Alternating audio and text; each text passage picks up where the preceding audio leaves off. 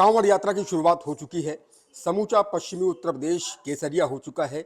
बम बम भोले के उद्घोष से समूचा पश्चिमी उत्तर प्रदेश गुंजायमान है। सुरक्षा के अभेद इंतजाम किए गए हैं। ड्रोन से निगरानी की जा रही है। एटीएस की टीमें पश्चिमी उत्तर प्रदेश में डेरा डाल चुकी हैं और तमाम अन्य व्यवस्थाएं की गई हैं। कई कंट्रोल रूम से निगरानी रखी जा रही है। हमारे साथ खास बातचीत के लिए मौजूद हैं मेरठ जोन के एडीजी भानु भास्कर। सर, स्वागत है आपका न्यूज 18 पर।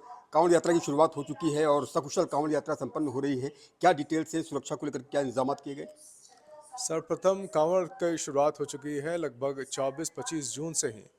जो सारे कांवड़ी जो लगभग 150-125 केजी का जल लेके ऋषिकेश और हरिद्वार से वो राजस्थान हरियाणा के लिए चल दिए और काफ़ी तो अपने गंतव्य स्थान पर पहुंच गए हैं। और शिवालय पे भी प्रथम सोमवार था, तो प्रथम सोमवार को जलाशय पे जो जल अर्पण किया गया, पूजा किया गया। ये पहला सोमवार में बीता हुआ दिन में काफ़ी भीड़ भी था, सभी शिवालयों में भीड़ देखी गई। और इसके लिए जो हमारे 7 स्तरीय सुरक्षा इंतज़ाम है, जो 7 स्तरीय सुरक्षा इंतज़ाम किए गए हैं, जो जिला से लेके और उसमें पूरे प्रदेश की सीमाओं तक है, उसकी सीमाओं पे जो है सारी जगह इंतज़ामात किए गए। उस इंतज़ामात के जो कई पहलू हैं, उसमें सबसे बड़ा पहलू है नागरिकों का सहयोग। तो नागरिक जो है वो लगातार सहयोग दे रहे हैं। कोई 112 पे सूचना दे रहा है, कोई हर जगह सूचना दे रहा है। कहीं भी कोई संदिग्ध व्यक्ति, संदिग्ध वस्तु, संदिग्ध वाहन हो, उसके बारे में तत्काल नागरिक जो है सूचना दे रहे हैं हमारे कंट्रोल रूम से, जिसमें जहां आवश्यकता हो उसकी जांच करके, परख करके उसकी धरपकड़ की कार्रवाई हो रही है। और साथ में जहां यातायात प्रबंधन की बात है, भीड़ प्रबंधन की बात है, जो जितनी व्यवस्थाएं बनाई गई प्रबंधन की, सब सकुशल चल रहा है और अच्छा उसके परिणाम आ रहे हैं। सर, आने वाले दिनों में कांवड़ यात्रा और चरम पर पहुंचेगी। खासतौर से जो लास्ट 4 डेज होते हैं, 20, 21, 22 एंड 23, इस दिन सबसे ज़्यादा रश रहता है। तो क्राउड मैनेजमेंट को लेकर के आपने पिछली बार ही बताया था कि एआई का भी इस्तेमाल किया जाएगा, आर्टिफिशियल इंटेलिजेंस का भी इस्तेमाल किया जाएगा। सर्वप्रथम तो हम लोग तैयारी कर रहे हैं 18 से 24 तारीख की। 18 से लेकर 24 के बीच में जो है हम लोग का ये संभावना है कि भीड़ सभी शिवालयों पे बहुत बढ़ेगी और साथ कांवड़ियाँ भी आएंगे और डाक कांवड़ भी शुरुआत होगी। तो इसमें जो भीड़ के प्रबंधन के लिए हम लोग एआई का इस्तेमाल कर रहे हैं डेंसिटी मैपिंग के लिए, कि किस सड़क पे कितना भीड़ है, अगर आवश्यकता पड़ती है तो वहाँ डाइवर्जन देने के लिए, ट्रैफिक प्रबंधन के लिए अगर कांवड़ियों की संख्या बढ़ जा रही है और यातायात की प्रबंधन में गाड़ियों की संख्या बढ़ जा रही है, तो वहाँ पे ट्रैफिक डाइवर्जन के लिए भी डेंसिटी मैपिंग करके इस्तेमाल करेंगे। सभी अधिकारियों को जो है सीसीटीवी कैमराज लगा दिए गए हैं उनके मुख्यालय पे। सीसीटीवी कैमरा का जो है नेटवर्क बनाया गया है, जिसमें सभी अधिकारियों के पास उसका लिंक है, ताकि वो मॉनिटर करके इस पर निर्णय ले सकें। तो एआई का और टेक्नोलॉजी का पूरे प्रबंधन में यातायात, भीड़, सुरक्षा एवं श्रद्धालुओं के सहयोग में बहुत बड़ा योगदान है। कांवड़ियों के भेष में भी पुलिसकर्मी कांवड़ियों के बीच में रहेंगे। सर्वप्रथम कल हम लोगों ने शिविर का काफ़ी जगह शिविर में गए, तो वहाँ पे कांवड़ियों से मुलाकात हुई, श्रद्धालुओं से मुलाकात हुई। वो बहुत जनपद से हैं, वो राजस्थान से आए हुए हैं, मध्य प्रदेश से आए हुए हैं, हरियाणा से आए हुए हैं, पंजाब से आए हुए हैं, दिल्ली से आए हुए हैं, बहुत जगह जनपद से आए हैं। तो इसमें तमाम सुविधाएं के उनको प्राप्त हैं। उन्होंने सभी जगह सराहना की, उत्तर प्रदेश प्रशासन की सराहना की, उत्तर प्रदेश सरकार की सराहना की। जहां प्रबंधन के बारे में उन्होंने कहा कि जितनी सुविधाओं की हमें अपेक्षा थी उससे कहीं ज़्यादा है, और पिछले वर्ष भी था, इसके बारे में लगातार उन्होंने कहा। जहां तक इसमें इम्पर्सोनेशन की बात है, तो इम्पर्सोनेशन की जहाँ तक बात है, इम्पर्सोनेशन के लिए हम लोग तैयार हैं। जहाँ भी ऐसी कोई घटना होती है हम लोग तत्कालिक इस पर कार्रवाई करते हैं। एटीएस की टीम भी पश्चिमी उत्तर प्रदेश में मौजूदगी है उसकी। सभी टीमें यहाँ पे, अभी सूचना की भी टीम है, एटीएस की टीम है, सभी टीमें हैं मौजूद। अच्छा, पश्चिमी उत्तर प्रदेश में जब कांवड़ यात्रा शुरू होती है तो जितने भी ज़िले पश्चिमी उत्तर प्रदेश में हैं वहाँ क्राइम के ग्राफ में भी काफ़ी कमी आ जाती है। आध्यात्मिक पहलू का एक बड़ा रोल ये भी है।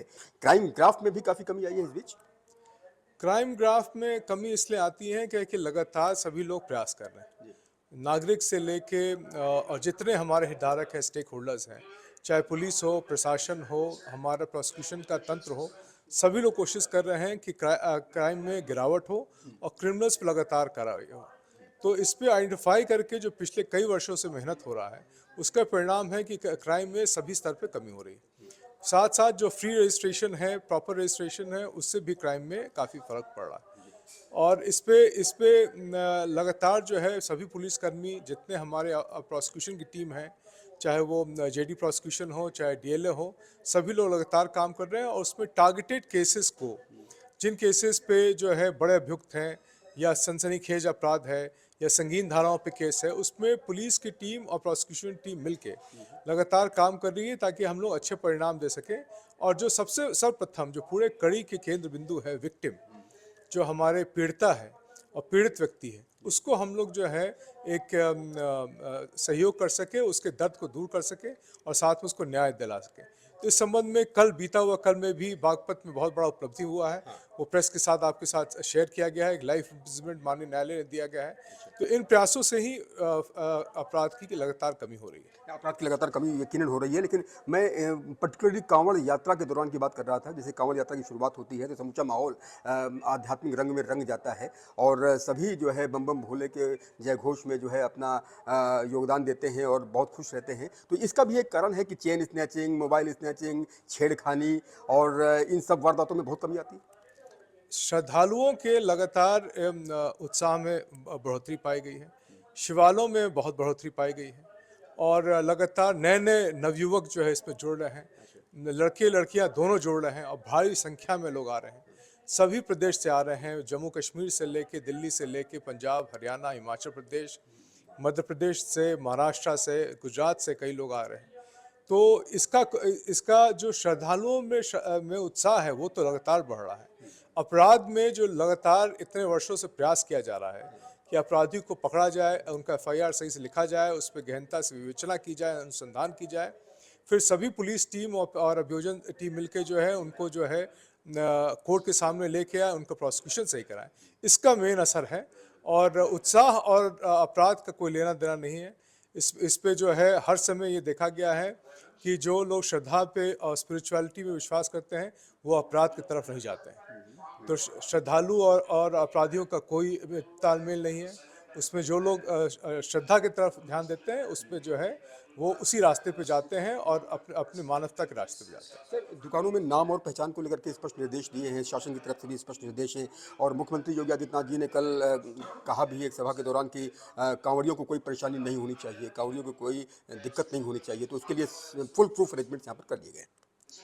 सर्वप्रथम इसमें जो जहाँ तक दुकानों पे नाम का है उसके लिए जो food and civil supplies department है उसको माननीय मुख्य सचिव साहब की तरफ से आदेश दिए गए हैं कि वो जो अपना उनका काम है कि परीक्षण करना, साथ में जो खाद्य पदार्थ है उसकी गुणवत्ता को परीक्षण करना, उसके संबंध में लगातार दिए गए हैं।